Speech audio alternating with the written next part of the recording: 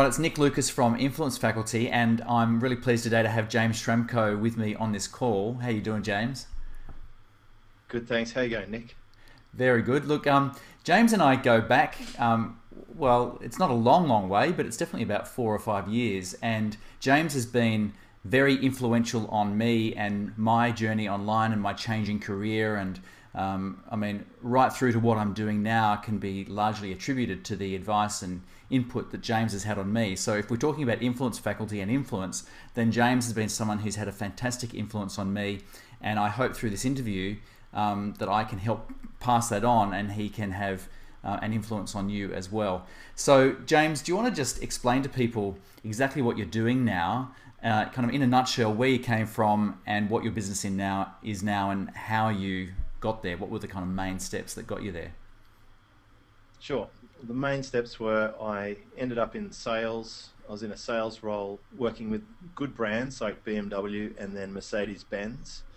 And I worked my way through, became really good at selling. And from sales, I went to sales management. And from sales management, I went to general management, where I was essentially running the business. And then I decided I'd like to have my own business. So about 7 years ago, I started my own business on the side, and about 5 years ago I was able to let go of my full-time job and concentrate on my business. So now my business is called Superfast Business, and what we do is we essentially help online businesses with websites, SEO, and we do business coaching. So I actually help entrepreneurs grow their business, and especially anything to do with the internet, because I've specialized in that internet marketing faculty, I guess you'd call it. Yeah, and so, I mean, 70 years ago you left. Well, you started it. 5 years ago you left, and now it's 5 years on. What's keeping you in it today? What is it that gets you up in the morning and drives you around the business that you're doing? I think it's the freedom to be independent of compromise. So I think a rich and wonderful life is where you can do what you want. And I know that sounds cliched, and it's almost feels impossible when you're stuck in a job. But jobs are quite restrictive for some people because you get paid by one person. And so you essentially have one customer, your boss.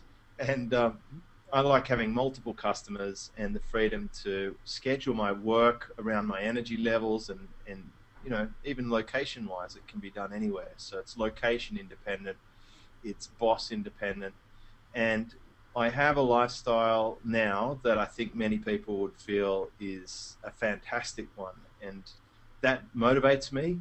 And now I actually really like focusing on creating. I like creating videos and audios and making valuable things that others find joy in, and that motivates me. I feel good when I can have an effect or move someone.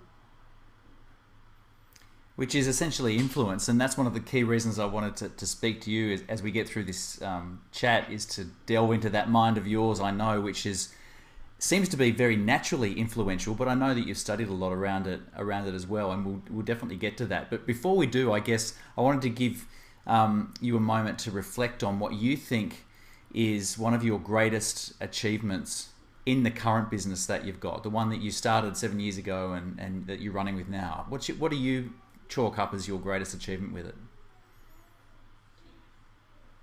I think I've gone into it with this philosophy of making Grange, and for the benefit of overseas listeners, that's one of Australia's finest red wines, and it's a long-term process. So the thing that I'm most happy with is that I have the same customers that I had 4 years ago and 3 years ago and 2 years ago. I have a lifetime customer business model, and I'm truly blessed that I have a business where I'm dealing with the same people over and over again. So it's largely a recurring business model, which financially is very, very exciting, because I make one sale, but people pay me month in and month out. And also it's a lot less effort and a lot less bandwidth required by me to be dealing with the same person over and over again, because that relationship just strengthens and strengthens, much like that fine wine. It gets better with age. So I've created something valuable that just keeps getting better. And so, in relation to do that, I mean, I know you're quite a public figure. I know that when I first met you, it was because I saw you speak, and then we went on after that. I mean, what do you think are your greatest strengths? Because I know people try to reverse engineer what you do. They try and guess what it is that you do, and they really see you moving in many different directions and doing a lot of things. You're very productive. So, you know, through all the haze and through all the activity, for you, what do you think are your greatest strengths if you were to prioritize them? I'm way stronger than most of my copycats. They're never going to be able to replicate the amount of pressure that I was under in the peak periods of my employment. And I really kept drawing on this idea that the hardest steel is forged in the hottest fire, and that diamond comes from coal under pressure. I have been through battles and wars that would just kill most people, and I've survived it.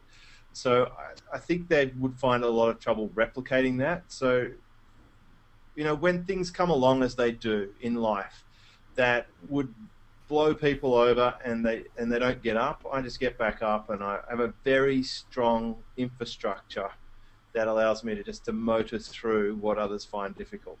So I've got perseverance, and I have determination, and I've got battle scars and experience. And it's interesting that you use those quite abstract skills, perseverance, battle scars, that type of thing, because a lot of people would say, well, he's great at sales, or he's great at negotiating, or he's great at building websites, or he's great at understanding advertising, and yet you've drawn on almost like meta skills above that to do with perseverance and that type of thing. I mean, what would be an example of you using that strength, that perseverance strength? What would be a really good example of how that led to a success that you've currently got? Well, I think an obvious one for me is that it allows you to master change. I'm not afraid of change. I'm fearless. I accept that change is part of the game. And also, it gets easier when I see a scenario for the second or the third or the fourth or the fifth time. An example of that is when, like, one of the things that we do is working with ranking websites in Google. And people come and go in this industry, and I've been doing this now for nearly 7 years. And I know that Google are going to change all the time, and to persevere and to say, well, I'm going to accept that there will be continual changes. I'll even allow for that by having a research and development team to actually actively seek out how we can get the best value from these changes, and we'll actually turn that into our advantage. Whereas all these other people will copy. They'll come and set up what we have today, but as soon as there's one change, their whole business model's redundant and they're out of business. So we thrive on change, and much like General Patton, who was pretty much using Rommel's playbook to defeat Rommel, if you've been to battle before and you recognize a battle scene playing out in front of you, it's just so much easier to know where to move the pieces. It's I mean, you refer to Patton, and I know that you do an awful lot of reading. I mean, what kind of influence on you has reading had, and books had, and that type of thing? Well, I recently went through my book collection. I've got around about 7 large removalist boxes full of books. There's over 1,000, and I've realized there's a limit to Kindles. I literally have filled my iPad to the point where I've got to take some off to add more. I love books, and I think not enough adults read anything after school. It's absolutely been one of my advantages, because I'm able to, like, if we think about our brain as a processor, then I'm able to just continually upgrade the software with new things. And as you mentioned before, yeah, I've studied a lot about research into influence and persuasion and sales and psychology and hypnosis. I'm fascinated with that stuff. But every time I add something more, then I've got more context, and I can say, yeah, I agree with that, or I disagree with that, or isn't that interesting, or I think I'll try that. I'll test it out on my kid, or I might use that in the next time I have a discussion with an adult. I'll rephrase things and I'll see if I can get a better result. And the thing is, I'm using these devices and the things that I've learned to get better results for other people. So I feel really good about it, and I'm motivated to do it because I can actually help someone find a key that unlocks a padlock that they've been stuck with. And by helping them think about things in a different way, it's fun to watch someone be able to do something new. It's like when my kid was able to solve the Rubik's Cube last week. He can take a problem and he can solve it. And he was so focused on being able to solve that Rubik's Cube, and it took him about a day and a half to learn how to do it, and he can do it over and over and over again now for the rest of his life, probably. So you can take these messes and challenges and simplify them, and I like helping other people do that. One of the things that stuck out to me at an event of yours that I went to once was you talked about having a client-centric business. And you said that you'd been through a transformation where you were in one particular business that seemed to have all these various hubs. And you thought, can't we just get rid of all the hubs and have the central hub being the client? And that really struck me for two reasons. One is my background being in healthcare and medicine. It is all about the patient. And my whole deviation into learning about digital and online and consulting and moving away from that, I remember sitting in that audience and hearing you say that, and it almost hitting me as if it was fresh information again. It really empowered me to make my business really client centric. But for the benefit of people listening, do you want to just give your take on that? And the reason I ask is because I think it is so highly influential for an individual and a business to have the client at the center of their business. So elaborate for us on what that means for you and how you're doing that. Yeah, when I first came across this, I was running the dealership in the sales department, and motor dealerships silo out their business. They've got the sales, they've got service, they've got parts, they have finance, and they each fight over the customer.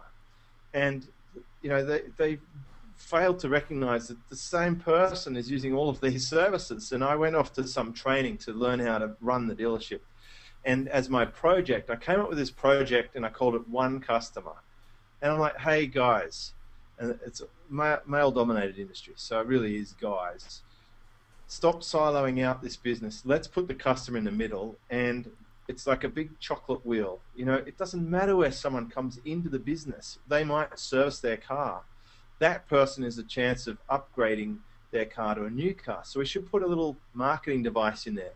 Hey, and when someone buys a car, then they should buy accessories and parts for it, and they should finance it. And if someone's finance is almost due for renewal, then maybe they want to refinance it, or maybe they want to trade it in and get a brand new car. So we should put a sales activation to bring them back to sales. And everyone who buys a car should be servicing it with us. So we should put a follow-up and nurture sequence. So what happens is you get all these slices of the pie, so to speak, working on that one customer and coordinating the efforts and having a centralized database that actually takes into account each part of the business. Instead of communicating separately, now you're communicating as a whole. And it's actually easier, it's more profitable, and it makes perfect sense. So that is how I treat my business. And that is why, if you were to look at it from a helicopter view, the one customer that I have can buy a website from me, then have us rank it in Google, and then have us teach them how they can actually get better results from their business now that they've built this thing that actually collects customers and makes money. And these pieces of the pie all fit together. So my one customer can experience all the parts of the business. And these parts of the business are controlled by the same support team and the same database. And my database recognizes the single record, and it can segment that communication so that you're now having a relevant conversation at each phase in the buying cycle, and you can have repeated buying cycles. So it's just an amazing, wonderful, powerful, simple thing. And what it means is I can actually make more profit from less customers, and I can do it much more easily by having one website where I can communicate multiple messages by channel, just like a TV station or a newspaper. You get one Sydney Morning Herald, but it has a sports section, it has the news section, it has the finance section, it has the real estate section, and people can go for the part that they want, but they're still the customer of that paper. And what's the experience like for the person now that they're being They're having treated as one customer? It's a much better experience because they're not being sold to or pushed around by the various silos of the business who are competing for that customer as if it's a different person almost. Like, there's nothing worse for a company than having fragmented communication. You know, like the left hand's not speaking to the right hand. We've all had this. I'm an American Express customer, but I continually get approached by American Express to join them and become a customer. I'm like, don't you guys realize that I'm already a customer? I'm on the absolute top premium package that they have as an American Express customer, but I still get approached from multiple avenues where I get an upsell in my electricity bill or my telephone bill or my post office bill to become an American Express customer. Like, I'm already a customer. Why don't you realize this? So I think companies could do a much better job of being recognizing who they're dealing with and having the right conversation with them. And I think that actually makes you far more influential because they trust you more, because they feel that you understand them and that they're cared for. Well, I mean, talking about influence then, and specifically having the aim of trying to influence others, why is it that you feel you've been influential, and what advice do you give to people who are seeking to, well, one, maximize their influence, but also why they should seek to maximize their influence? Why is it so important from your perspective? Well, obviously influence increases conversions and sales prices and long-term customers. And how I do it is I have a pretty straightforward thing. Because I have a lifetime philosophy, I kind of feel as though every time I'm communicating with a customer, it's an opportunity they're going to make a decision. And one of my mentors taught me, it all comes down to yes or no. They're going to look at that communication and they're going to say, is this good for me or is it bad for me? And if I can keep having good communications, they'll still buy from me continually. If I get some chinks in the armor, or I start to amp up the pressure too much, or I'm insincere, or I'm coming at them with the wrong communication, then that's a negative score and it starts to turn them away. And I don't know about you, but there's been services that I've subscribed to, or advisors who in the beginning you trust because they're supposedly influential, but over time they start to do behaviors that make me feel like they really don't care about me. And then when I switch them off, they ain't ever coming back into my inbox. I'm not going to buy from them again. That is it. Now, the only way they survive or thrive is if there's a continuing revolving door of new opportunities. And I think that in most markets, at some point, it starts to saturate or reach a point where there's less people coming into it at some point in the cycle. I mean, most markets do that. Motor cars have been through that. Technologies, a lot of things have gone through that sort of mature phase where you're in the late majority, and you just, these people who thrive on just getting new people coming through are going to find it's much, much harder. So I'm in it for the long term. So I'm actually continually building trust through my behaviors, and I'm giving people no reason to doubt me or to feel that they're not getting what I'm talking about. So that trust is a really important part of authority, and that's something I've really seen you develop over time, and you've made some very public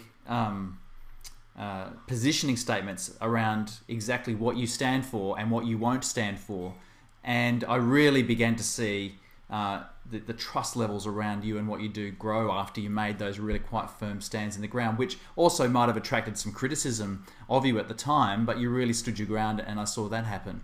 What about other things besides trust? Things like, there's a range of them that we know influence people, like reciprocity or like scarcity, these types of things. How do you use those within not just the sales process on a website, for example, but also in your life, in the way that you deal with people?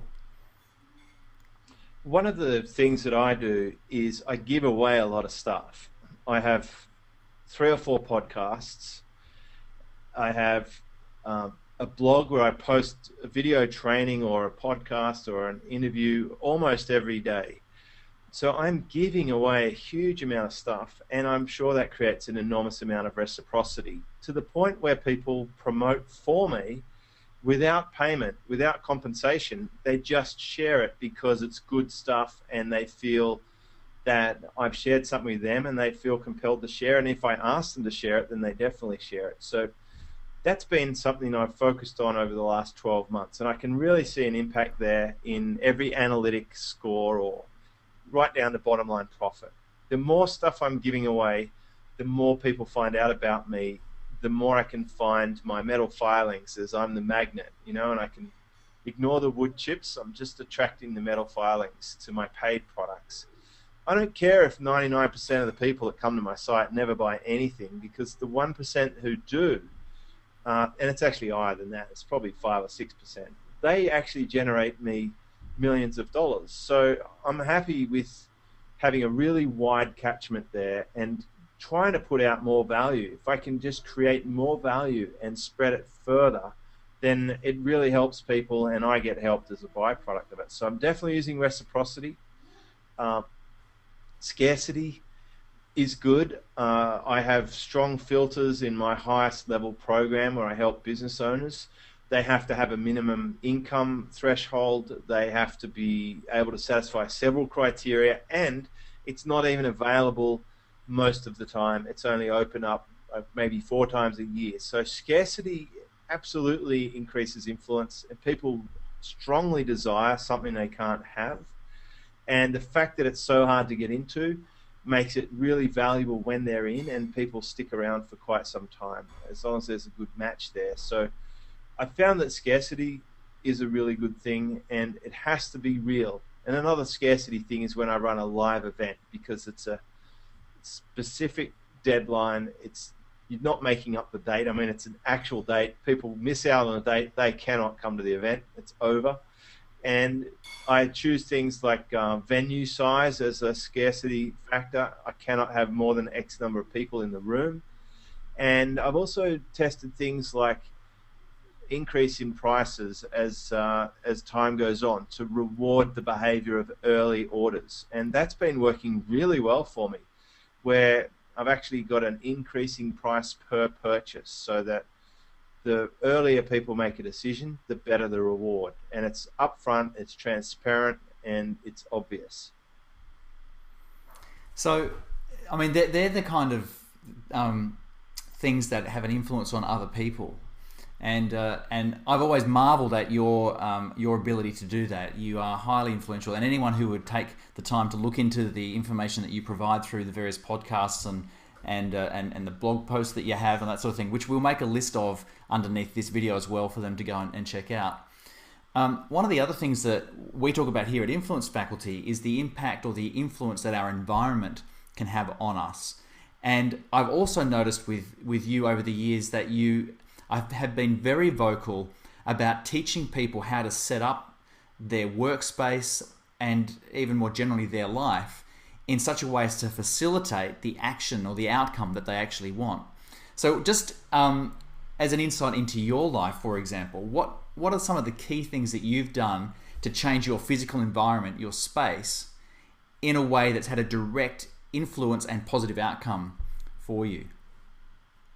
Well, I learnt this from a mentor who had a smash repair business, and he would get the electrical cable for a power tool and he would screw it into the PowerPoint. You could not even remove it. And the key lesson was put things where you're going to use them. And he had the best equipment for the job. So even in my business with my team, we have tools, rules. And it's making sure that we have the very best tool for the job, that we know how to use it, and that we can't live without it. So a few things to get the environment right. I have the minimum possible things that I need so that I'm not using excess processing power to think about all the choice. So I have one good quality microphone. I have a little studio where I can record things. I have good equipment that works. And if it doesn't work, if it fails, if it breaks, I'm ruthless with it. I'll just absolutely mow it down and get a replacement instantly. Ordered a new computer because my other one's getting to the, I've thrashed it to death for years and it's dying. So no messing about. So have really good equipment, put it where you're going to use it. I have, I've got the fastest internet that I can possibly get. I have big screens so that I'm more productive. I have a sit down and a stand up computer so that if I'm tired, I'll sit down. If I feel energetic, I'll stand up. I will make sure that everything's synchronized and integrated and backed up. I want minimum off time. I don't want to be messing around. See, I hear a lot of people with crap excuses. I also have really high quality European style mesh back chair that's good for my posture. I'll drink water so that I'm able to be hydrated and process properly, and I make sure my meals are up. And I exercise every day. So I'm actually just removing excuses that people come up with for why they can't be productive. I have no excuse. I'm surrounded with the tools I need: whiteboard, camera, spare batteries, 2 computers, sit down, stand up. Like, it's ready to roll. So the only thing left is me. And when push comes to shove, the environment is forcing me to be productive because there's no alternative. Like, it's right here and it all works and it's top notch and I know how to use it, sort of. But, I've got it going. I've got it just right. I've even got a backpack for when I travel, and it has just the right amount of stuff in it for me to go and be away for at least a month and still be able to make a video and an audio every day with my iPad mini and my external sound recorder and a light laptop. I've got everything I need. Well, I mean, and I've seen the setup, and I can see why. It's like a force in and of its own right that is leading you toward being productive and developing the quality content. And I think this is one of the key things people overlook, is they don't realize just how impactful the environment is on themselves.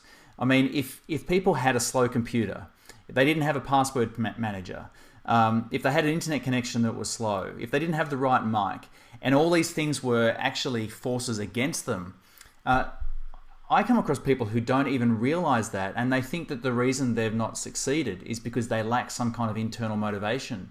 Whereas sometimes I see what they're actually having to deal with, and I think they're far more motivated than me because of what they're actually putting up with. So I think, one of the messages to drive home here is just how important it is to create an environment that facilitates the outcome. Not just because it's nice, but as you would probably agree, it actually facilitates a return. You actually get better outcomes. You actually make more money as a result of investing in the right tools and the right environment. Man, you could walk into any house and I'll tell you what you'll find. You'll find a overstuffed, overladen, fake wood corner desk with a roll-out thingy and CDs and discs everywhere. You'll have an old PC with a small screen running Windows and Microsoft Explorer. They will be on the standard internet package, whatever they got. They never upgraded it to the fastest one. They'll have an old clunky mouse, and they'll never have cleared the cache or freed it up. And I'll sit at this, like someone will want help to set up their email or whatever, or they'll want me to look at their website. I'll go and sit at the desk, and the chair's uncomfortable, and it's all slow, and nothing's working. I'm like, how do you do anything in this environment? Like, how is this even possible? Because it's like getting out of a Ferrari and using a shopping trolley from the supermarket with one of the wheels bent and it's turning. Like, this is impossible. And you'd have to be that good to make that environment work. So yeah, removing obstacles. I quite often use this metaphor with my own customers, that it's like we've got this powerful steam locomotive or diesel engine, whatever you want, and we set down the tracks and we decide the destination and we go and we just remove logs off the track. We just demolish them. And these people, there's no chance they're going to be successful if they choose to do an online business. As long as they've got that environment, it ain't going to happen. That actually just reminds me of Goldratt, theory of constraints. And again, I was first introduced to that line of thinking way, way back when I heard you give a presentation, probably about 2009, and I've since gone on and read the books. And that whole thing about finding the absolute constraint and throwing all available resources at shifting that constraint. You've just kind of identified that, I guess, with the logs, but what's your reflection on that approach now? And again, how influential it can be to a business to focus on the one key constraint and throw all available resources to remove it? Well, the main point is that you can actually make big changes to complex systems. So inherent simplicity, I think he calls it. And that's a classic case. It doesn't matter how good your internet business is. If your computer that is the conduit between you and that business is slow, then you just change that and speed everything up. The game changes. And I actually notice when I come back from being overseas, I'll spend a month away on a 13-inch laptop, and then I get back to a 27-inch monitor, and I'm like 3 times faster because I've got more real estate to work with. I can see things clearly, and it's faster. So, yeah, you can change these complex systems with one small thing. It's like a car. It's incredibly complex. It's got fuel, it's got electricity, it's got mechanical suspension, it's got cogs, and all these things have to come together.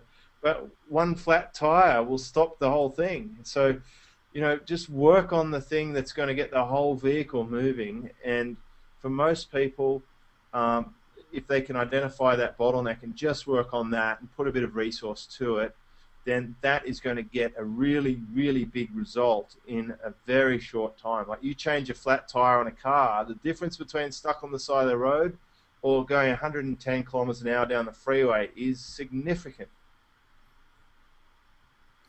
So, what would you describe as your crusade? We've talked about there being a client-centric business, and we've talked about you wanting to create Grange, you know, high-quality wine, and that be the level of content. But in terms of when you look at, you know, whether you want to describe it in terms of the industry you're in, you know, online marketing or business, or even just more generally with a kind of the way you deal with people, what is your crusade? What do you absolutely want to achieve? What is it that James Schramko wants to leave behind as a legacy? Well, I think it probably stemmed from providing for my family is the initial start, and then I didn't really think about it for a long time until really recently, because until all of their needs are met for the rest of their life, and with a 10-year-old kid being my youngest, that, you know, it's still a long way to go. I don't know. If I was to be really honest about it, I'm not like out trying to feed hungry African nations or whatever. Most of the things I've done have been incredibly selfish. I just want to be happy. I wanted to do good work. I wanted to enjoy what I do. I don't want compromises. I want to be able to have the choice to do what I want, and I just want to be happy. So my main crusade is personal happiness. And that might make me sound terrible, but I suspect that a lot of people have not reached their level of happiness yet, and I feel like I recently really have, and I'm excited about it. I really love life right now. I've got things to the point in most of the major touch points that make me happy. I love the interactions with my customers because I'm doing good work. I like waking up and deciding what I'll do today. I like working with a team of really motivated and fantastic people in my business. It's, you know, I support a lot of people in my business, and our customers that we do good work for are doing good things too. So I feel good about that, and you know, I feel like it's all been worth it. I feel like I've worked hard, and I've created some good things that I'm proud of, and I like to win as well. But I don't need to win at the detriment of someone else. I just like the feeling of success and of accomplishment. And it's also deep down, it's nice to be acknowledged from time to time, and for other people to appreciate you and to tell you that you've been an influence in what they do. And I think that's probably a deep set human need, and I'm aware of it. I like to be accepted and appreciated, and when someone reciprocates that and shares that with you, you get a good feeling, and it's sort of like, well, I'm motivated to do more of that. Well, I think a lot of your business, especially with your coaching and that sort of thing, comes with referral. People come to you because they've been referred, and there's word of mouth. So, from your perspective, what's the gossip on James Schramko? What are people saying about you that causes other people to seek you out as a mentor, as a coach for them in their business? The most common one I get is he's really smart, or he's one of the smartest guys I know, or whatever. That's a really common like business card intro that I get. People come to me and they say, I've been speaking to blah blah blah, and they said I have to speak to you. So however that's caused, I'm not sure. I mean, obviously I've solved that person's concern, or they keep seeing me or hearing positive, but ideally with word of mouth referrals, you just have a scenario where everywhere someone goes, they would keep hearing good things about you until they eventually find you or seek you out or bump into you, and then they engage with something that solves their problem. That's the most common scenario for me, and it's one that I find desirable, and one that I plan on perpetuating. You know, I just want to make sure that every interaction I have with other humans is as good as it can be. I accept that there'll be people I don't want to have interactions with. I know that there'll be people who I can't help, possibly, and I don't mind telling them that either. I'm very direct. I think that's something about me, and I'm very clear on what I do like to do, what I don't like to do, and I think that having that clarity makes it easier to hit targets than if you have no idea what you're doing. But I don't like to manipulate or contrive things in an overt way. I find that cheesy and repulsive. And that's a very common marketing thing, is to just take on cheesy and repulsive, vomit-worthy sort of tactics and techniques. I much prefer a genuine, sincere, organic, and valuable transaction. Well, in that vein, then, for people who are listening, given your now extensive experience in training people at all different levels with online business, what would you think are, I mean, we go for three things, for example, that commonly crop up, that these people have been given some wrong advice. They've taken a wrong turn. They've got a wrong idea in their head about what they need to be doing to get success, that you find yourself having to correct. Yep. And you're just wondering, well, why do these people keep cropping up with these same kind of issues? Where are they getting it from? So what would be examples of two or three things that you feel are really common in that regard? Well, one common one is that everyone feels the need to subscribe to every marketer and see what they're doing. Well, I can tell you what they're doing. They're bombing you with sales messages, and that's like a really bad idea, because the best you could hope for from that is to start mimicking them and burning your own prospects. So you're only ever looking at the event, but there was a long process leading up to the event. So you've got to be careful when you look at other marketers, because you're not seeing the whole picture, and you don't even know if it's a good one or a bad one. The amount of people who present themselves as successful who are actually not successful, if you were to know the truth, is astounding to me. And I know this because a lot of them come to me for help. They're like, James, how do I fix my business? Or what do you think? I'm like, when I look at it, I'm like, are you kidding me? Okay, so one is, don't necessarily just aimlessly follow or replicate something that you've seen or that you think might be successful. Another one is, with sales, it's not all about closing and pushing for every possible sale opportunity. It's a long game, so you don't have to milk people with 27 upsells and 57 closing follow-up sequences. It's all about the opening and the long-term relationship. So truly walking in the customer's shoes and finding the right tempo for that long-term lifetime residual sales is a better way to go about it. So I think more people understand the process of a sale is just a change from one situation to a better alternative situation. And if your main goal is to help people be better off and to show them where they're at now and where they could be and how you can be a part of helping them do that, then they'll make up their own decision to move forward. So helping people make better decisions is a more noble way of selling than trying tricky manipulative closing sequences, etc. So closing is really a myth. And really good sales are invisible because your customer's not even aware of it. They don't even know that a sale's been made. Like when you're hungry and you walk into a convenience store and you buy a Mars bar.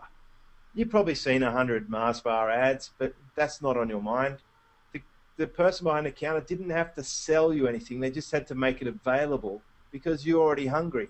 And you even know you're hungry, and you know what the solution is, and it's right there, and it's presented well. So a lot of the work's done by the shopkeeper with product placement and by the long-term marketing campaign. So I think people need to take a longer-term approach to it and a more value-based approach to it. The other thing that I see that's really common is people just get in their own way with crazy outdated, incorrectly installed software versions running up here that were put there by their teacher or their parents or their co-workers or the government or whatever. People are not thinking for themselves and they're not open to new information. And a great way to get open to it is to accept that probably out there there's someone happier or doing a better job than you, and possibly they've documented or put it in a book. And maybe you could go to Amazon and for $9 or $10, you could download that book. And after an hour or two of investment in the now, you could have a substantially better in the future. And I think some people aren't prepared to pay that price. They'd rather sit on their ass and watch the latest TV show rerun instead of making that investment. But if you want to switch to making better investments in your now time, your down the track time can be amazing. And I can tell you from personal experience, I put in a lot of sweat equity decades ago to have the lifestyle that I have now. And it was on purpose. And it was by making decisions and choices. You don't have to just accept what life presents to you. You can have a say in it. Because if you don't plan your future, the future will just plan you. It'll just put you into whatever else people have organized, and you'll be just drifting along and bouncing from thing to thing. So step back. Think about how much control you actually have, make good decisions, switch off the noise, go to the minimum possible things that will get you the maximum possible result, and start doing the right things now.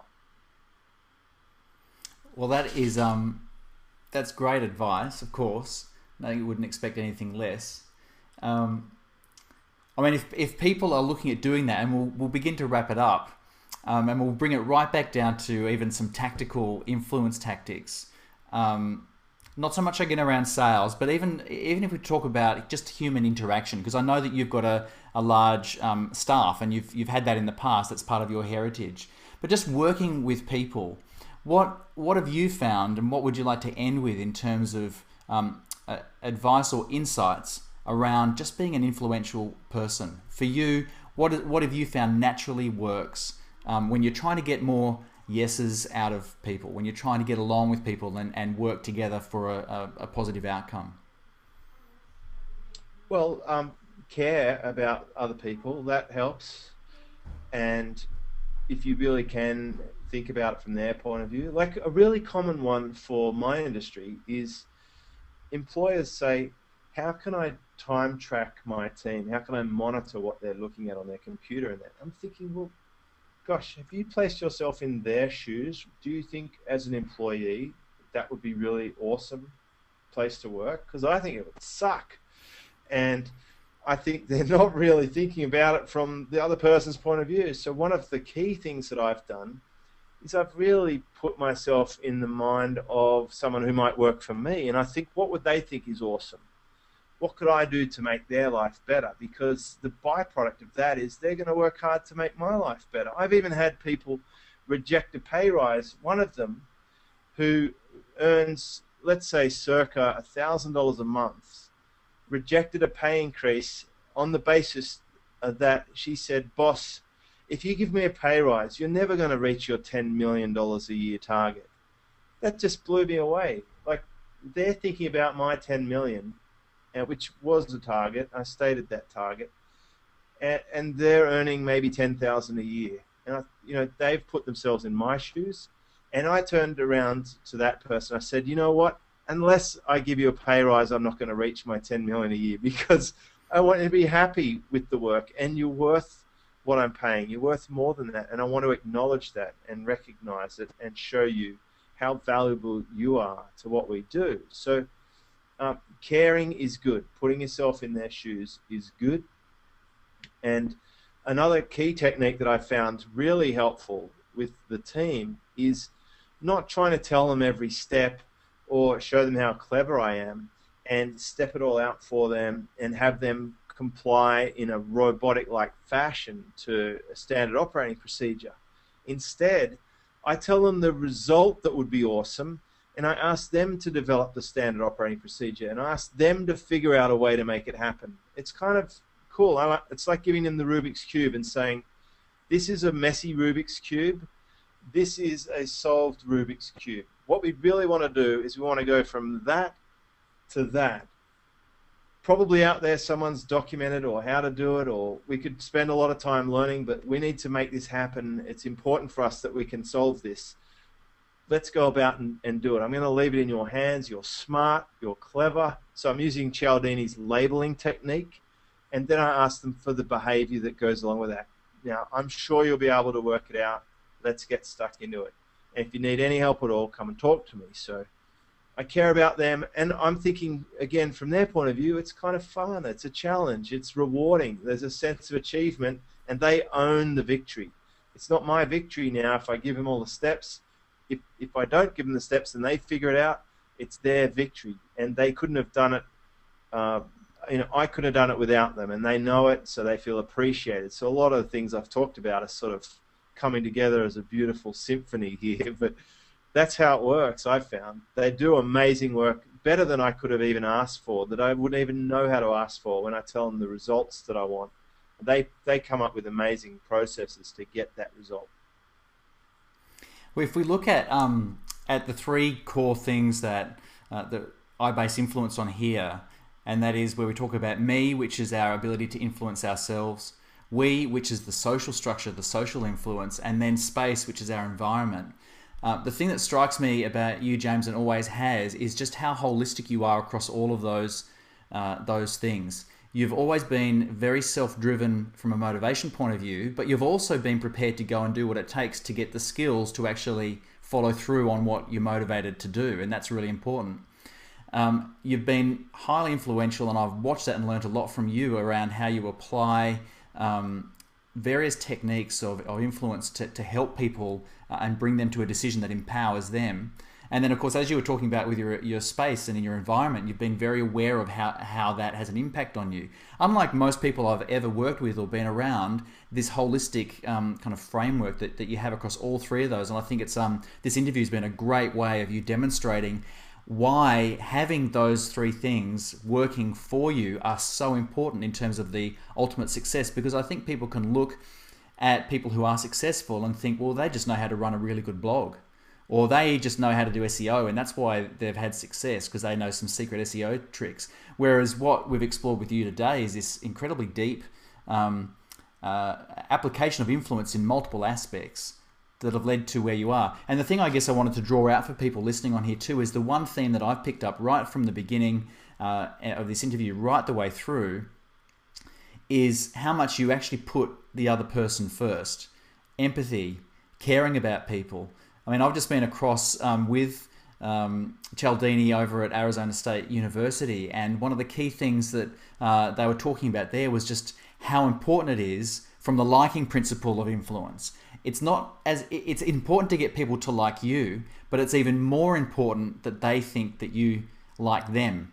And that's one of the key things you've done by having a customer-centric or the one customer model, making the customer feel like you like them and you've got their best interests, and the same approach to your staff. So I really appreciate you taking the time to share all that with us. I think it's going to be really influential on the people who listen. And any parting comments or final comments that you'd have would be most welcomed at this point. Well, it's funny that you picked up on the liking thing, because I really have designed filters in my business to only be working with people who I like. Like, it's a minimum criteria. I've made choices in my life who to spend time with, and I've really made it like the concentrated version. It's just like high quality, high caliber, and it's been richly rewarding there. You can make those choices. I love the Cialdini stuff. He's good. I think one of the greatest tips he has is about using people's name. It's the sweetest sound. And probably one of the best things that I've done again, probably in the last year, as I've really built up my content marketing and podcasts, is I refer to people and credit people and mention people and socialize other people's content a lot more than I used to, sort of more in a selfless way. And it's amazing, but the more you do that, the more they recognize that, that's an act of liking, and they reciprocate and they feel good. And I've been picked up on all these podcasts, and one day I logged into Facebook and there was this whole thread on, hey, what's the scoop on James Schramko? And there's like all these people contributing to it, saying, oh, he's great, his thing's good. And like, I didn't ask for that, but it was just someone who'd met me once, was just curious. And like these days with social media, boy, you want to have a long-term quality approach, because it doesn't take long to get shot down in flames or a bad reputation. And a lot of our SEO work is fixing up bad reputation, where people make horrendous mistakes around that. So if you do actually care and your products and services are good, then just let the best people who know about that, your customers, be your raving advocates. Turn down the paid or more manipulative stuff like commission referrals or whatever, and amp up the genuine, good quality, shareable content side of things. And I think you'll find your business is going to be very strong in the next few years. Excellent. Okay, well, look, we'll wrap it up, and people can find out all about you, superfastbusiness.com. I'll put all the links and everything below. Your podcasts, I know, are very highly and well attended, and they've managed to rank quite highly on the iTunes store, I do believe, as well there, James.